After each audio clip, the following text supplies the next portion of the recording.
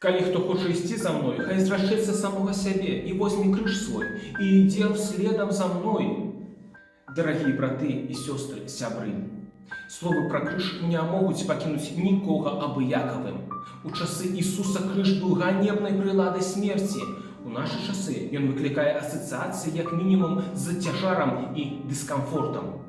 Мы, хрысціяне, верым, што ў крыжовай смерці Христовай адбылося адкупленне ад граху усяго свету.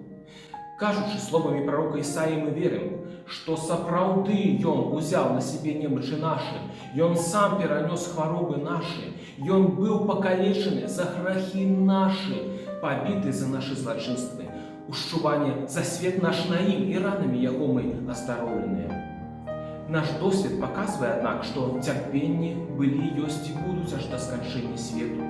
І ўсе, што былі, ёсць і будуць, усе гэтыя цярпенні прыняў на сябе на крыжы Ісус Христос. Сёння для нас пытанне не ў тым, як пазбегнуць пакутаў, але ў тым, ці мы гатовыя прыняць як дар пакуты і смерць Бога.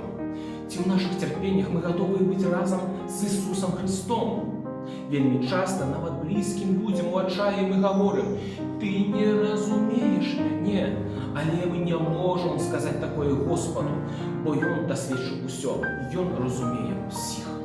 Господ бярэ на сябе наш цяжар, нашы пакуты, грахі, сумнівы, расчараванні.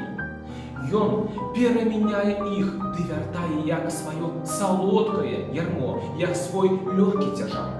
«Ідзіце да мяне все, што працуеце, стаміліся пад цяжарам, і я дам вам сілы», гаворыць Ён.